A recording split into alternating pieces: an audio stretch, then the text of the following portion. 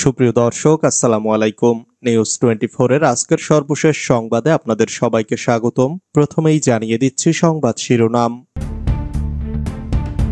রাঙামাটিতে ভেঙে ফেলা হচ্ছে শেখ মুজিবের ভাস্কর্য।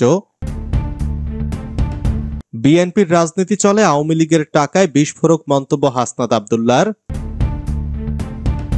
জুলাই কারো বাপদাদার সম্পত্তি না মন্তব্য নুরুল হক নূরের। অন্তর্বর্তী সরকার জনগণের ক্ষমতা ফিরিয়ে দিতে টালবাহানা করছে মন্তব্য ফরহাদ মজহারের। সাভারে দখলদারদের হামলায় বন কর্মকর্তা সহ আহত 5। শুনছিলেন সংবাদ শিরোনাম। পুরো খবর পেতে ভিডিওটি শেষ পর্যন্ত দেখুন। সর্বশেষ সংবাদ পেতে চ্যানেলটি সাবস্ক্রাইব করুন। এবার বিস্তারিত। রাঙামাটিতে ভেঙে ফেলা হচ্ছে শেখ মুজিবের ভাস্কর্য। রাঙামাটি শহরের ভেদভেদী সিও অফিস সংলগ্ন অবস্থিত শেখ মুজিবুর রহমানের ভাস্কর্যটি ভেঙে ফেলার কাজ শুরু হয়েছে।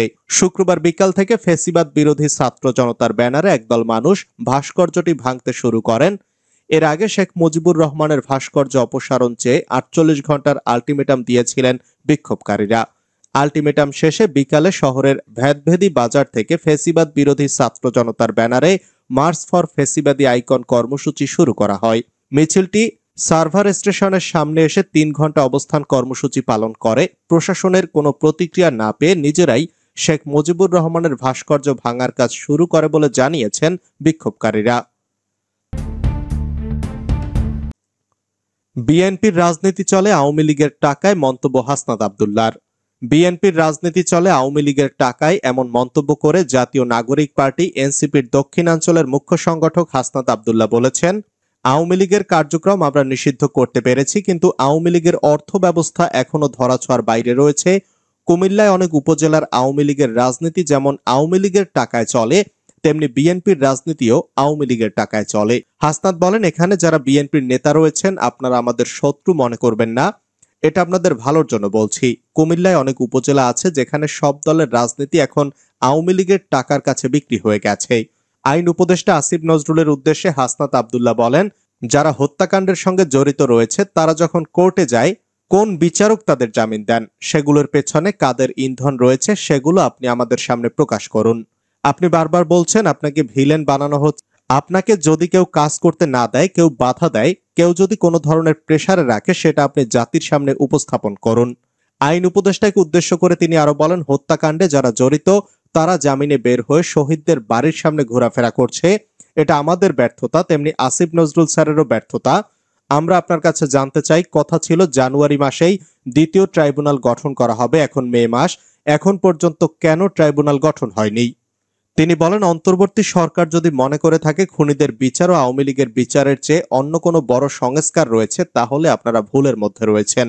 খুনিদের বিচার হচ্ছে এই অন্তর্বর্তীকালীন সরকারের প্রধান ও প্রথম সংস্কার। জুলাই কারো বাপদাদার সম্পত্তি না মন্তব্য নুরুল হক নূরের। গণ অধিকার পরিষদের সভাপতি ও ডাকসুর সাবেক ভিপি নুরুল হক নূর বলেছেন, ৭১-এর মুক্তিযুদ্ধকে কেন্দ্র করে আওয়ামী লীগ যেমন মুক্তিযুদ্ধের একক ঠিকাদার হয়ে গিয়েছিল, মুক্তিযুদ্ধকে তাদের রাজনীতির ধান্দাবাজির দোকানে পরিণত করেছিল, আজকের জুলাই গণ অভ্যুত্থানকেও কোনো কোনো ব্যক্তি ও কতিপয় গোষ্ঠী তাদের রাজনৈতিক ধান্দাবাজির হাতিয়ারে পরিণত করতে চাচ্ছে। তিনি বলেন, আমরা পরিষ্কার করে বলে দিতে চাই, জুলাই কারো বাপদাদার সম্পত্তি না, জুলাই কোনো রাজনৈতিক দল, ব্যক্তি বা প্রতিষ্ঠানের একক কৃতিত্ব না, জুলাই এদেশের সকল শ্রেণী পেশার মানুষ, আপামর জনসাধারণের লড়াই সংগ্রামের ফল। শুক্রবার সন্ধ্যায় নরসিংদী শহরের পৌর ঈদগাহ মাঠে জেলা গণ অধিকার পরিষদের উদ্যোগে আয়োজিত সাম্য, মানবিক মর্যাদা ও ন্যায় বিচারের নতুন বাংলাদেশ গড়ার প্রত্যয়ে গণসমাবেশে প্রধান অতিথির বক্তব্যে তিনি এসব কথা বলেন। অন্তর্বর্তী সরকার জনগণের ক্ষমতা ফিরিয়ে দিতে টালবাহানা করছে মন্তব্য ফরহাদ মজহারের। কবি ও কলামিস্ট ফরহাদ মজহার বলেছেন, অন্তর্বর্তী সরকার জনগণের ক্ষমতা জনগণের কাছে ফিরিয়ে দিতে টালবাহানা করছে। তারা বিভিন্ন এলিট কমিশন গঠন করে সবার মন ভোলানোর চেষ্টা করছে। এসব জনগণ বোঝে, তাই টালবাহানা না করে দ্রুত জুলাই ঘোষণা দিতে হবে। জনগণের ক্ষমতা জনগণের কাছে ফিরিয়ে দিতে হবে। শুক্রবার জাতীয় প্রেস ক্লাবের সামনে এক বিক্ষোভ সমাবেশে সভাপতির বক্তব্যে তিনি এসব কথা বলেন। বাংলাদেশ টেলিযোগাযোগ নিয়ন্ত্রণ কমিশন বিটিআরসিকে আওয়ামী স্বৈরাচার মুক্ত করার দাবিতে এই সমাবেশের আয়োজন করে ফ্যাসিস্ট বিরোধী জুলাই নেটওয়ার্ক। সমাবেশে ফরহাদ মজহার বলেন, অন্তর্বর্তী সরকারকে বলতে চাই, আপনারা গণ অভ্যুত্থানের সরকার, আপনাদের প্রথম কাজ জনগণের ক্ষমতা জনগণের কাছে ফিরিয়ে দেওয়া, কিন্তু আপনারা এই ক্ষমতা জনগণকে ফিরিয়ে দিতে এখনো কোনো প্রক্রিয়া শুরু করেননি, টালবাহানা করছেন, বিভিন্ন এলিট কমিশন গঠন করে আমাদের মন ভোলানোর চেষ্টা করছেন। বাংলাদেশের জনগণের এটা বোঝার মতো বুদ্ধি রয়েছে। গণ অভ্যুত্থানের মানে রাষ্ট্রীয় নিপীড়নমূলক সব আইন এবং প্রতিষ্ঠানকে হয় বিলুপ্ত করতে হবে, না হয় বদলাতে হবে।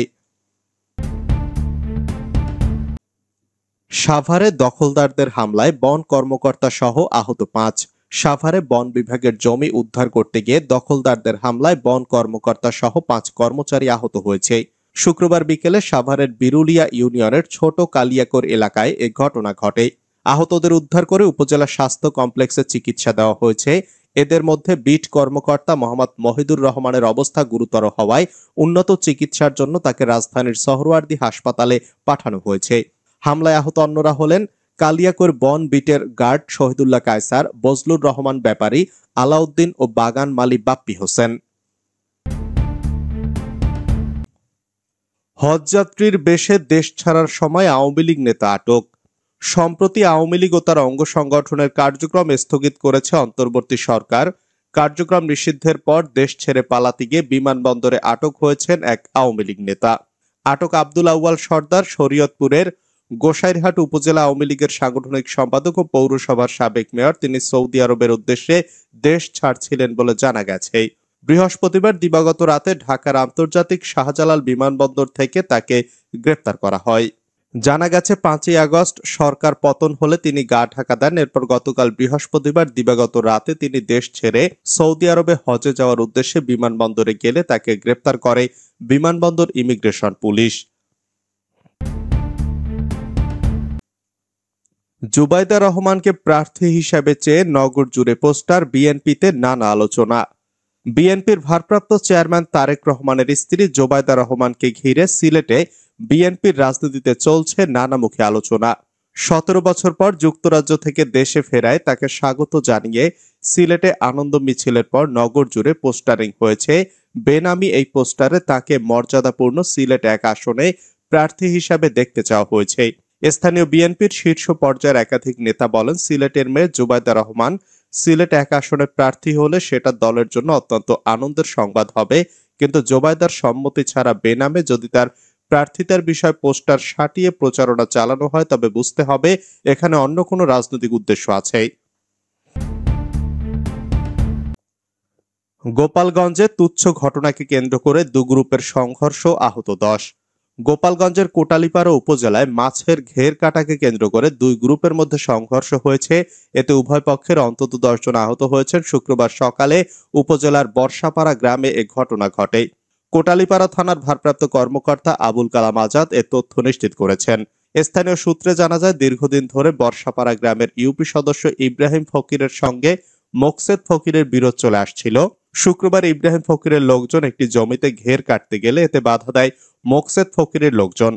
এ সময় কথা কাটাকাটির এক পর্যায়ে দেশীয় অস্ত্র নিয়ে সংঘর্ষে জড়িয়ে পড়ে 2 পক্ষ। এতে 2 পক্ষের অন্তত 10 জন আহত হয়। পরে ঘটনাস্থলে গিয়ে পরিস্থিতি নিয়ন্ত্রণে আনে পুলিশ।